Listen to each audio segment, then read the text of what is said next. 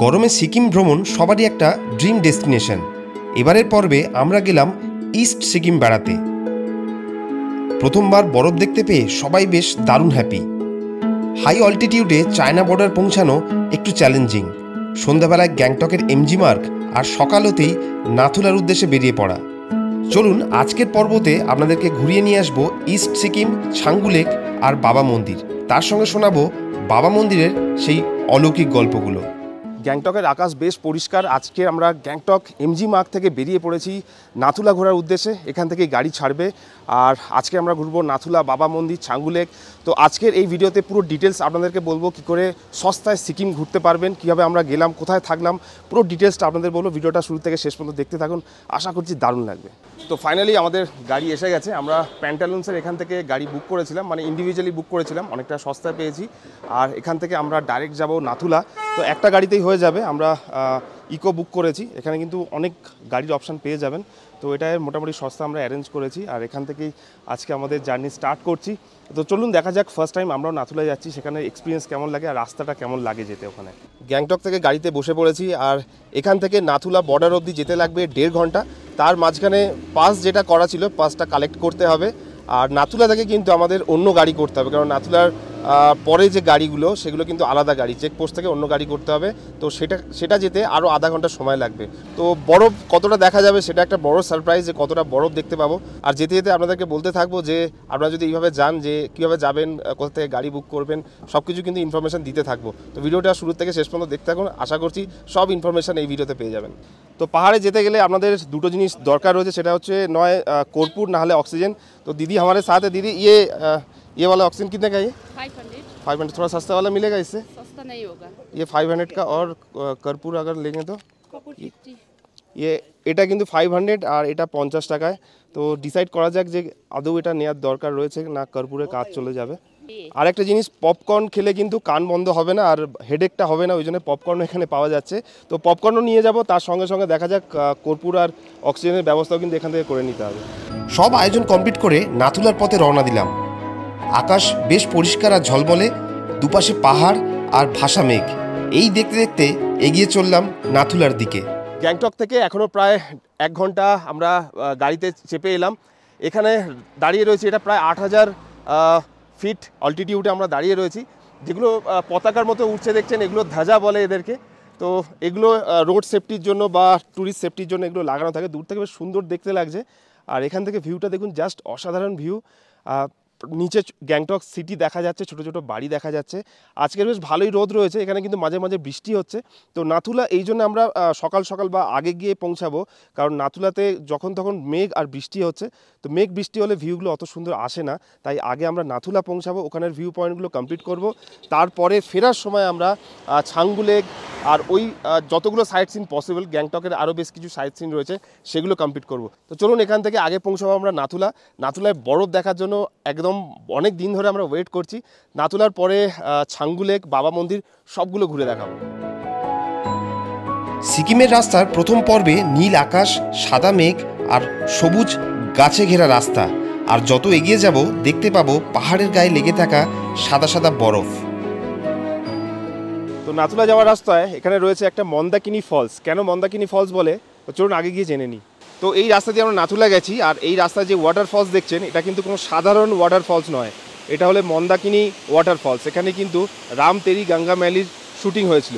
তো আমি এখন দাঁড়িয়ে রয়েছি মন্দাকিনী ওয়াটার ফলসে। এখানে দেখুন বেশ উপর থেকে এই ওয়াটার ফলসটা, এই ওয়াটার ফলসে কিন্তু রাম তেরি গঙ্গা ম্যালির শুটিং হয়েছিল। এখানেই সেই ডান্স হয়েছিল, যেটা খুব ভাইরাল হয়েছিল ওই সময়ে। তো এই যে ওয়াটার ফলসটা আমরা দেখছি, এটা কিন্তু এরিয়াটা অনেক বড় ছিল আগে। এখন রাস্তা তৈরির জন্য বা বিভিন্ন কাজের জন্য এই জায়গাটা কিন্তু অনেকটা ছোট হয়ে গেছে। এর আগে প্রচুর বড় এরিয়া জুড়ে এই ওয়াটার ফলসটা ছিল। আর এদিকে রাস্তা ছিল, রাস্তা দিয়ে ভেতরেও কিন্তু যাওয়া যেত, যেখান দিয়ে অ্যাকচুয়ালি জলটা বয়ে চলেছে। তো দেখুন, এটা হলো সেই হিস্টোরিক্যাল ওয়াটার ফলস, যেটার নামই দেওয়া হয়েছে মন্দাকিনী ওয়াটার ফলস।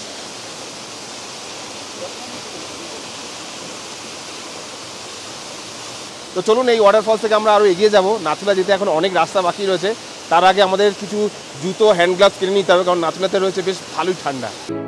এগিয়ে এসছি অনেকটা রাস্তা, এবারে প্রস্তুত হতে হবে বরফ দেখার জন্য, আর তার জন্য আরও কিছু বিশেষ পোশাক সংগ্রহ করতে হবে। নাথুলা পৌঁছানোর আগে আপনাদেরকে আরেকটা জায়গায় দাঁড়াতে হবে। এখান থেকে আমরা কালেক্ট করব বুট আর গ্লাভস বরফে হাঁটার জন্য। তো এখানে পিছনে দোকান রয়েছে পরপর, আর প্রচুর গাড়ি দাঁড়িয়ে রয়েছে। তো এখানে চলুন দেখে নিই যে বুট আর গ্লাভস কত টাকা পড়ে এখান থেকে ভাড়া নিতে গেলে। তো সামনেই দোকান। তো সকাল সকাল ব্রেকফাস্ট করার টাইম পাইনি, এই দোকানে বসে হালকা করে ব্রেকফাস্ট করছি, ম্যাগি আর ডিম ভাজাটা দেখুন ওপরে দিয়েছে। তো তারপরে এখান থেকে জুতোগুলো কালেক্ট করার পরে এখান থেকে আরও প্রায় 1 ঘন্টা রাস্তা রয়েছে। তো হালকা করে ব্রেকফাস্ট করে নিলাম, তার সঙ্গে সঙ্গে এখান থেকে জুতোগুলো কালেক্ট করে নিয়েছি। এই জুতো ছাড়া বরফে হাঁটা একটু মুশকিল, তো জুতোর ভাড়া কিন্তু 100 টাকা করে নেবে।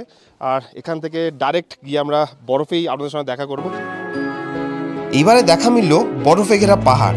এখন ঠান্ডাটা তুলনামূলকভাবে কম, তাও পাহাড়ের গায়ে লেগে থাকা সাদা বরফ আর গাড়ির জানলা খুললে লাগছে হিমেল হাওয়া। তো এখন আমরা সেরেথাঙে পৌঁছেছি। এখান থেকে কিন্তু আমাদের গাড়ি চেঞ্জ করতে হবে, কারণ ছোট গাড়ি সেরেথাঙে থেকে নাতুলা পর্যন্ত যেতে পারবে না। তো আমাদের নেক্সট গাড়ি এখানে রেডি, আর এখান থেকে আমরা অন্য গাড়ি করে আমাদেরকে যেতে হবে নাথুলা অবধি। তো এটা আমাদের নেক্সট গাড়ি, এখান থেকে গাড়ি চেঞ্জ করে আমরা নাথুলা অবধি যাব। বরফের ঘনত্ব যত বাড়ছে পাহাড় আরও সুন্দর হয়ে উঠছে। ঠান্ডাটা আগের থেকে অনেক বেশি, তার সাথে পাহাড়ে ঘোরার আনন্দটাও। আরও কিছুটা গেলেই মিলবে বরফের দেখা। আমরা প্রায় নাথুলা বর্ডারের কাছাকাছি এসে গেছি, কিন্তু এখানে দেখুন আজকের প্রচুর জ্যাম, গাড়ির লাইন দিয়ে গাড়ি দাঁড়িয়ে রয়েছে। আর এখান থেকে বরফ স্টার্ট, পাহাড়ের গায়ে গায়ে সাদা সাদা বরফ। আর একটু ব্রিদিং প্রবলেম হবে, কারণ একেবারেই হাই অল্টিটিউডে এসে গেছি, প্রায় 13,000 ফিট উপরে আমরা আছি। তো এখান থেকে ছোট ছোট লেক রয়েছে পিছনে, লেকগুলো খুব সুন্দর লাগছে দেখতে। তো নিচে ছিল ছাঙ্গু লেক, এটা হাঙ্গু লেক। তো এই লেকটা কিন্তু অতটা বড় নয়, তাও বেশ সুন্দর লাগছে, কালো জল। তো এটা হাঙ্গু লেক, নট ছাঙ্গুটা কিন্তু আমরা নিচে ফেলে এসেছি, যাওয়ার সময় ছাঙ্গু লেক করে আমরা যাব। আর উপরেই রয়েছে নাথুলা বর্ডার, আর একটুখানি গেলেই কিন্তু বর্ডারে পৌঁছে যাব। তার আগে আজকের লম্বা লাইন, কারণ এরপরে 15 দিন কিন্তু ওই নাথুলা বর্ডার বন্ধ থাকবে কিছু একটা কারণে। এখন বেশ ভালো ঠান্ডা লাগছে, আর মাঝে মাঝে আমার আইফোনে চায়নার টাইম দেখাচ্ছিল, জানি না কেন। তো এখন প্রায় 12:30, তাও এখান থেকে আধা ঘন্টা আরও টাইম লাগবে, আধা ঘন্টার পরেই আমরা পৌঁছাবো নাথুলাতে। এখানে ট্যুরিস্ট গাড়ির লম্বা লাইন, নিচে ফেলে এসেছি ছাঙ্গু লেক, আর উপরে এই ছোট্ট লেকটা হাঙ্গু লেক। সাদা পাহাড়ের মাঝে কালো লেক, বেশ দারুণ কম্বিনেশন। আর এর জাস্ট উপরে চীনের বর্ডার, আর কিছু রাস্তা গেলেই পৌঁছে যাব সেখানে। গাড়ি থেকে নেমে আমরা হাঁটতে শুরু করেছি, আর এখানে দেখুন চারিদিকে বরফ, আর উপরে নাথুলা পয়েন্ট, এই পর্যন্ত আমাদেরকে হেঁটে যেতে হবে। আর একদিকে চায়না আর একদিকে ইন্ডিয়া। তো এখান থেকে যখন রোদ উঠছে, জাস্ট বরফগুলো সাদা চকচক করছে। আর এখানে কিন্তু ভালোই মেঘ রয়েছে, মেঘে ঢেকে যাচ্ছে মাঝে মাঝে, আর বেশ ভালোই ঠান্ডা রয়েছে। শ্বাসকষ্ট অল্প হবে, যদি আপনাদের সঙ্গে কেউ বয়স্ক লোক থাকে একটা অক্সিজেন নিতেই পারেন, যেরকমভাবে আপনাদের দেখালাম। বাকি কিন্তু কর্পূরের কৌটোতে কাজ চলে যাবে। আমাকে এখনও কর্পূর নিতে হয়নি, তাও একটু অসুবিধা হবে আপনার এই পাহাড়ে হাঁটতে লাগলে। তো এইদিকে কিন্তু আমাদের চায়না, এটা চায়না বর্ডার, এটা পুরোটাই চায়না। আর এইদিকে কিন্তু ইন্ডিয়া বর্ডার। তো এইগুলো যেটা দেখছি এদিকে ইন্ডিয়া, আর জাস্ট এই দিকের যে বিল্ডিংগুলো আমরা দেখতে পাচ্ছি পুরোটাই কিন্তু চায়না। অবশেষে বরফে হাঁটার সুযোগ। এটাই নাথুলা বর্ডার, যেখানে ভারত আর চীন অফিসিয়ালি মিলিত হয়েছে। শীত হোক বা গ্রীষ্ম, সারা বছরই এখানে ঢেকে থাকে বরফে। তবে এই রাস্তা দিয়ে হেঁটে উপরে ওঠা বেশ ভালোই চ্যালেঞ্জিং। নাথুলায় অনেকে ব্লগ বানিয়েছেন, কিন্তু কেউ এটা বলেননি যে বরফে হাঁটাটা বেশ ভালোই কষ্টকর রয়েছে, আর ভালোই স্লিপি রাস্তা। ক্যামেরা নিয়ে তো ওটাই খুব মুশকিল, বাই চান্স হড়কে গেলে কিন্তু অনেকটা পড়ে যেতে হবে। তো বি কেয়ারফুল, আর জুতো অবশ্যই নিয়ে নেবেন, কারণ জুতো ছাড়া কিন্তু এখানে হাঁটা খুব মুশকিল।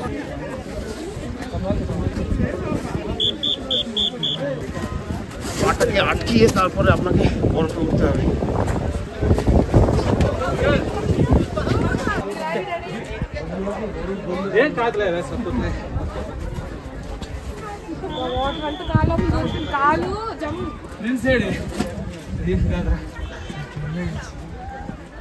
তো এক পাশে চায়নার বর্ডার, আর এক পাশে ইন্ডিয়ার বর্ডার। এখানে আসাটা কিন্তু কোনো অ্যাডভেঞ্চারাস রাইডের থেকে কম নয়। অনেকটাই বরফের রাস্তা ধরে আসতে হলো, কারণ ভালোই ভিড় ছিল আজকের। আর দেখা হলো চায়না বর্ডার, আর এখান থেকে আসাটার অভিজ্ঞতা কিন্তু অনবদ্য ছিল। চলুন এরপরে আমাদের দেখতে হবে বাবা মন্দির আর ছাঙ্গু লেক। নাথুলার ব্লগস অনেকে বানিয়েছেন, কিন্তু কেউ এটা বলেননি যে এখানে রাস্তাটা কিন্তু এই বরফের ওপরে হাঁটাটা বেশ চাপের, আর ক্যামেরা নিয়ে মোবাইল নিয়ে নামতে গেলে বেশ কষ্টসাধ্য আপনার। আর অনেকে এখানে হড়কে পড়েও যাচ্ছে দেখলাম। কেসা লাগলো ভাইয়া? তো এই সিঁড়ি দিয়ে গেলে অসুবিধা নেই, কিন্তু ভিড়ের জন্য অনেকে শর্টকাট নিচ্ছে। তো শর্টকাটের রাস্তাটা কিন্তু দেখুন বেশ ভালোই ভয়ানক। এখানে দেখুন শর্টকাট নিতে গিয়ে কেউ আস্তে আস্তে যেতে হতো সবাইকে। তো সব থেকে চ্যালেঞ্জিং এই রাস্তা ধরে নিচে আসাটা। দেখুন এখানে কিন্তু পুরো বরফ, আর পা ভালোই এখানে স্লিপ করছে।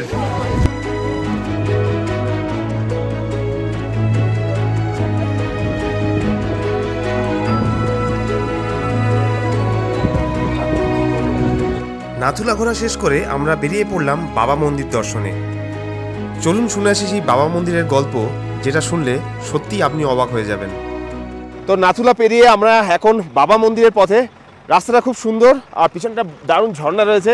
নাথুলার এক্সপিরিয়েন্সটা কিন্তু একেবারে অ্যাডভেঞ্চারাস ছিল। কতবার পড়েছো পাহাড়ে? ও পড়েছে, আমি পড়তে পড়তে বেঁচেছি। আর সবথেকে মজার ব্যাপার হচ্ছে আমার আইফোন খুলে পড়েও গেছিলো, একজন ধাক্কা মেরে ফেলেও দিয়েছিল। তো এ নিয়েও সব কিছু ঠিকঠাক আছে। প্রচুর মানুষ পড়তে দেখেছি, কারণ এতটাই স্লিপি রাস্তা, বেশ ভালোই টাফ ছিল ওই দড়ি ধরে সেটাকে উপরে যাওয়ার নিচে আসাটা। তো যাই হোক, এখন আমরা বাবা মন্দিরে যাব, আর বাবা মন্দিরের যে গল্পটা সেটা আপনাদেরকে শোনাবো। 1946 সালে 30শে অগস্ট জন্মগ্রহণ করেন বাবা হরভজন শ্রীনে। গ্রামটির নাম ছিল সাদরানা, যেটা এখন পাকিস্তানে অবস্থিত। 1966 সালে পাঞ্জাব রেজিমেন্টে জয়েন করেন বাবা হরভজন শ্রীনে। দুর্ঘটনাক্রমে 4ই অক্টোবর 1968 পাহাড়ি রাস্তা দিয়ে হাঁটতে গিয়ে পা পিছলে পড়ে যান পাহাড়ি একটি নালাতে।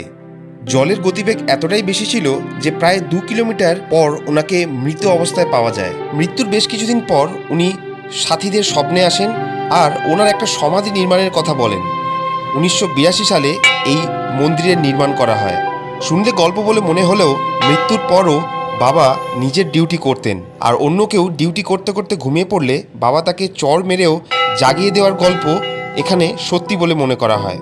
এই মন্দিরে বাবাজিকে সকাল 4টায় গরম জল আর চা দেওয়া হয়, তার সাথে সাথে সারাদিন নিয়ম মেনে খাবার দেওয়া হয় ওনাকে।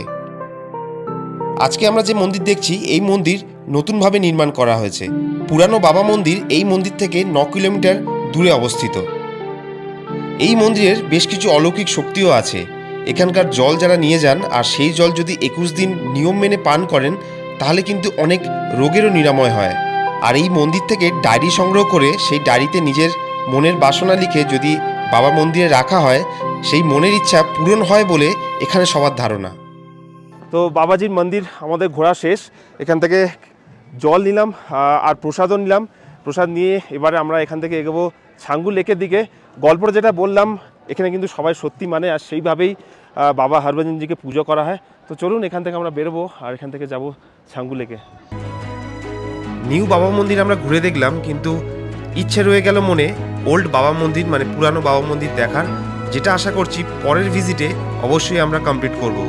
আর এখান থেকে আমরা রওনা দিলাম ছাঙ্গু লেকের কাছে, যেটা আমাদের আজকের লাস্ট ডেস্টিনেশন।